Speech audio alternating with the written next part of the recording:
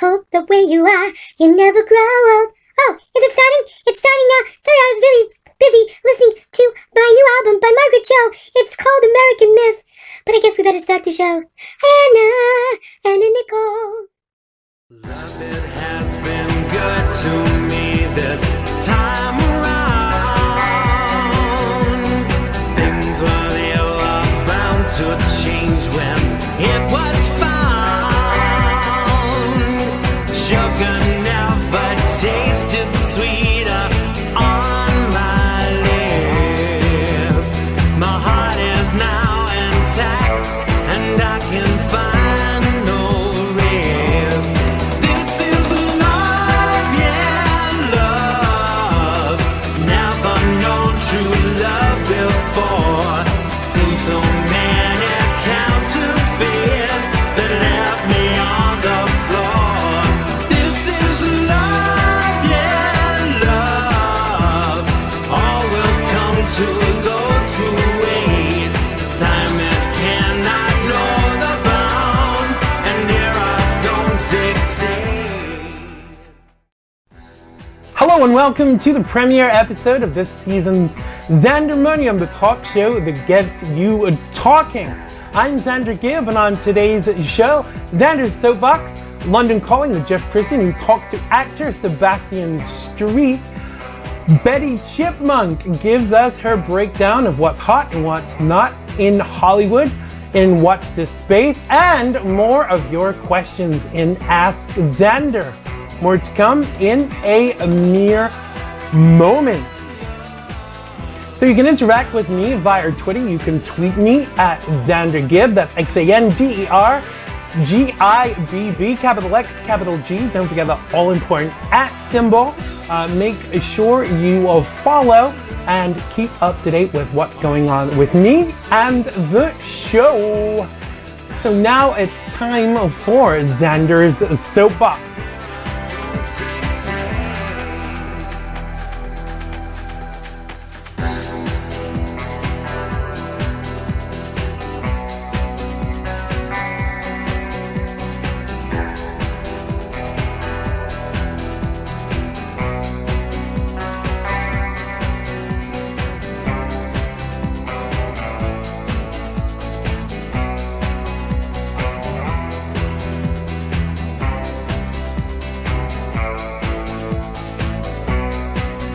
So much has occurred in the few weeks that we've been off the air.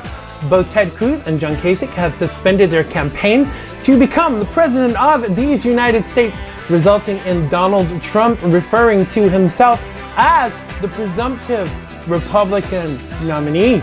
I'm guessing that makes me the presumptive 150-pound man. Shut up, Claude, before you start. Actually, Claude is in love, so he's being nice lately. Let's hope it lasts. We haven't met her yet, but we really do look forward to doing so. So the Democratic frontrunners still battle it out, and both Hillary and the Byrne are equally convinced of their impending victory, but alas, we will have to wait and see what happens. The gloves are really off, and it's no holds barred, and the schoolyard catcalling abound. So we lost rock superstar Prince, and there were purple tears are shed in the Gibb household. Prince Rogers Nelson was an inspirational musician and will be sadly missed. Now we also lost the fabulous comedian Victoria Wood. I grew up learning from her comedy styling and love to sing the song Spank Me on the Bottom with A Woman's Weekly. Let's do it tonight. You know the one I mean. May they rest in peace and rise in glory. So Disney's new version of The Jungle Book opened to mixed reactions. Now I was invited to the premiere, but decided not to go, as I usually get thrown out of Disney movies for singing too loud. So bathrooms are on the agenda again, and debate regarding which bathroom trans people should use gets uglier by the day. And it's alarming to think that a feminine man or masculine woman could be asked to use a different bathroom, as in the one closest to their sex assigned to them at birth. Now, to prove a point, Caitlyn Jenner, at the invitation of Donald Trump, went to use the bathrooms in Trump's tower, and I was wondering which one she used, or did she, in true Kardashian fashion, use both? That was Xander's Soapbox for this week. If you'd like to get on your soapbox, send your MP4s no longer than 5 minutes in length and no profanity via xandergibb.com/contact. That's xandergibb.com/contact. Oh yes, indeed. And now it's time for London Calling.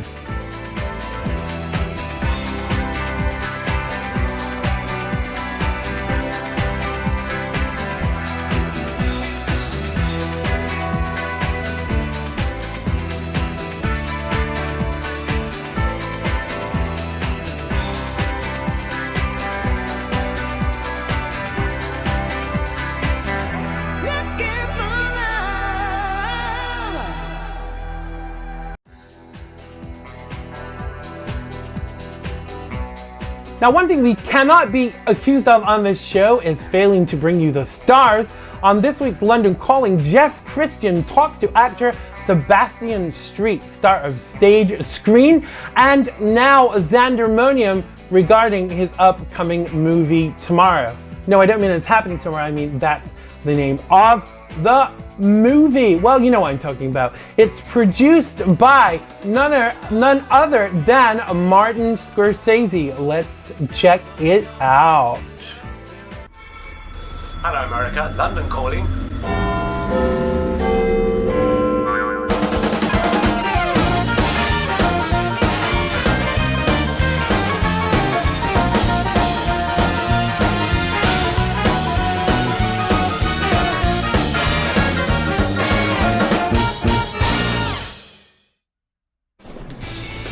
Talking about yesterday's interview for the film tomorrow. But what I mean is, the film's called Tomorrow. It's not happening tomorrow. As I said yesterday. What day is it today? Should we just talk about tomorrow? There's a great new film in post-production at the moment called Tomorrow, and I'm privileged to be here not only with the lead actor, but the writer as well, Mr. Sebastian Street. Thanks for joining us, Sebastian. It's my pleasure, Jeff. It's very nice to meet you. I must correct you on one thing straight away, though. I was one of the writers. It was co-written with my writing partner, Stuart Brennan. All right. And you're right, it's in post-production at the moment, and very much looking forward to getting to the final polish product. So, can you tell us a bit about the film, the story itself? Of course. The film's called Tomorrow, as you said, and primarily it's about an injured veteran who comes back from Afghanistan, and he's not only injured physically, he has some shrapnel in his spine, and he becomes paraplegic. But almost more importantly, although it's not so outwardly obvious, he's damaged by the experiences of what happened out there mentally. And the film, it focuses much more on his rehabilitation after he comes back from war, rather than what happens out there. And even though he is a British soldier, and he's been out in Afghanistan, they're set in London when he's rehabilitating, trying to come to terms with what's happened. It's a very universal story in terms of the fact that it would apply very much to US soldiers as well. I mean, they're out there and they're fighting together, but their experiences when they come back to their homelands, I think are very universal. And there are other films which are similar, a bit more historically, things like Coming Home or Born on the 4th of July. And it's about the struggle of coming back to the homeland where it isn't fully understood. Most people they're hidden, they're protected from the truth of what goes on in war. And men and women that are fighting out there, they don't want to share these experiences really. And I think it's a very new thing to let them know, or for them to feel that they are allowed to be able to talk about it. And the term post-traumatic stress, or post-traumatic stress disorder, is something that's only recently begun to come into the mainstream. Is that what made you feel you wanted to tell this story? Was that nothing that influenced you? Well, I had a few influences on the film. One was a soldier friend who did in fact become paraplegic, and another was somebody who didn't get physically injured, but he saw his best friend blow up next to him, which obviously is harrowing. And it was only when I began to speak to these people, I mean, I spoke to the guy who became a paraplegic, and he told me about, during his rehabilitation, that he was strapped to a board in the military hospital for 9 months, where he couldn't move, and then the first time that he got off the bed, and they were taking him in a wheelchair to go and have a shower, and he wheeled past the nurse, pushed him past the wheelchair, past the mirror, and he went past and he asked her to stop and pull back, and he described how he saw himself for the first time, and he just didn't recognise himself because of what happened physically. And then my other friend was someone who, on the outside, is so strong, and he is on the inside as well, but he kept it all inside of things he'd seen with his friend. And when he came home, it spilled into all his relationships in terms of he would react in ways which just wasn't him before. And he didn't want to burden friends and family with what was really going on, and felt like he had no one to talk to. Within the film, not only are we dealing with the veteran, there are other characters who are also kind of dealing with very, very serious issues, which, if only they felt comfortable enough to communicate them to other people, or society allowed them to be able to communicate or feel like they could, and wasn't such a taboo, then it would be much easier for them to deal with those problems. And of course, we have to mention Martin Scorsese is involved in the film. How did that come about? After Stuart and I had written a couple of drafts of the script and we're happy to show it to people, we were very fortunate. Stuart knew a very lovely fellow called Dean Woodford. And Dean, as a was working a film, and Stuart had seen one of his films, and spoke very highly about it. And Dean had been talking for a long time about various projects with Martha Pinson. Now, Martha Pinson is Martin Scorsese's script supervisor for a couple of decades, and she's worked on so many wonderful films. And I mean, we're just so fortunate. She came to the UK because she had put one of her scripts into a film festival, and she won an award, so she came here to lecture a board. And Dean had chatted to her about the project, and she said to read the script, which she did. And she rang us up, and she said she read the script, and she loved it. And then the amazing words I will never forget. Do you mind if I show it to Marty? Wow. I know, right? I know. So she did show it to Marty, and that would have been enough. That would have been more than enough, just to have had the script on his desk, knowing it was there, without names on the front. But he read it. He said he liked it. She rang us up and asked us what we wanted to do with it, and then the conversation started about whether she wanted to be involved. She wanted to have her directorial debut on a feature. She'd done some shorts that she got awards for, and after long conversations with her, we jumped at the chance. And then Marty got on board and said he would exec produce and oversee the film and put his names to it. And then we started getting notes from Marty about the script, and then we go to New York. And myself, Stuart Brennan, and Dean Woodford are sitting in Marty's sitting room, and he's talking to us about the film that he wants to help us make, which I wrote and with Stuart, and I'm going to play the lead in. And it really is the stuff that dreams are made of. I like the dream, I can imagine. It really Well, do. you mentioned Dean Woodford, and our Susie's actually done an interview with Dean, which is hosting the series. Yes. You're working on another project with Dean. Yes, we are. I'm very fortunate to be able to work with him again. The guy has a wonderfully creative mind. He makes comics as well as scripts. Very, very talented. That's it for this week. Back to you in the studio zone. That was London Calling with Jeff Kristian and actor Sebastian Street. Be sure to check him out on social media and in his upcoming movie tomorrow. Produced, as I said, by Martin Scorsese. London Calling is produced in association with Mr. Binks Media. And now it's time for Watch This Space.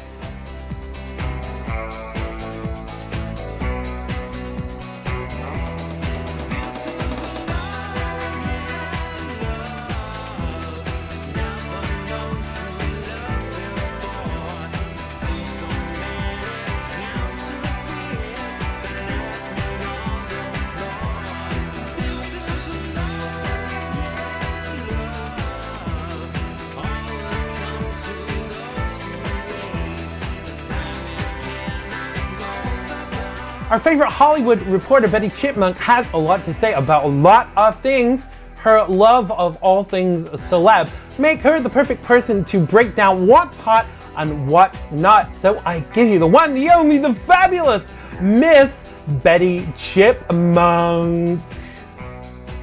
Hello, you lucky people. Betty Chipmonk here, live from Beverly Hills. Thank you, Xander. I'm here with my top picks of what's new and exactly what you should be checking out. Now, music is our first port of call today. I'm so hooked to the new album from comedian Margaret Cho.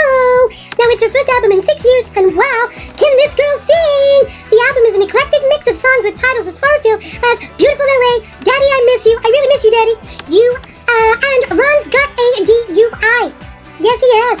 But my favorite song on the album has to be Anna Nicole, and the title of the album, American Myth, comes from the lyrics of the song Anna Nicole. It's a song about, yes, you've guessed it, Anna Nicole Smith. It's the archetypal of the tragic beauty who is too good for this world. Margaret, an American myth, in the same way we mythologize Marilyn Monroe or even James Dean. So the song was co-written by Garrison Starr, and I happen to know that our host, Xander Gibb, was hobnobbing with Margaret recently, and apparently the album is through the roof at margaretshow.com. You gotta check it out. Oh, yes, you do.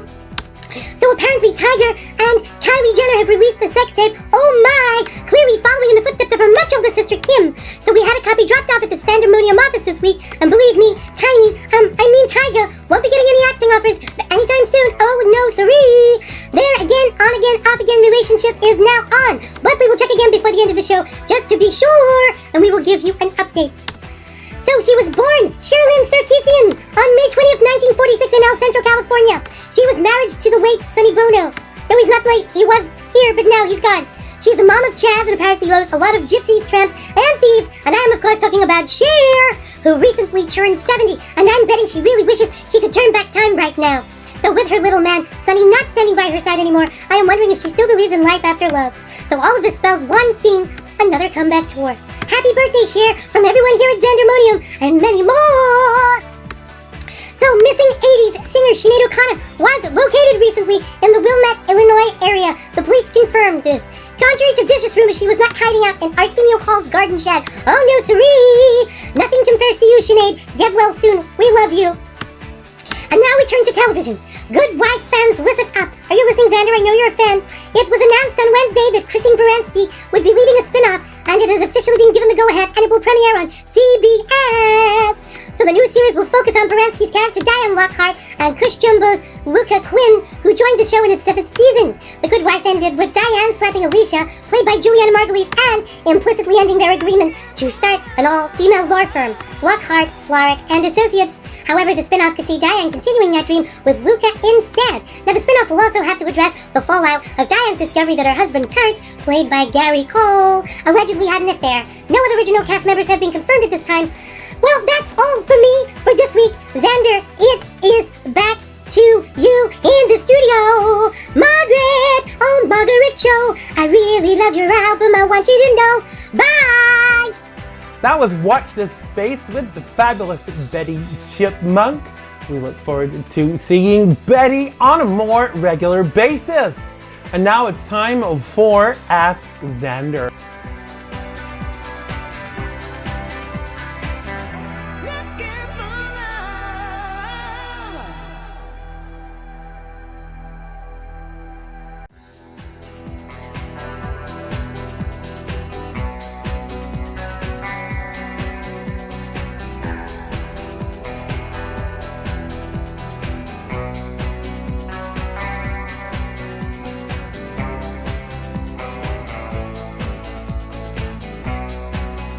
So the first cab off the rank this week is Michael from New York, who wants to know if there's any truth in the rumor that I will be filming my very own reality show soon.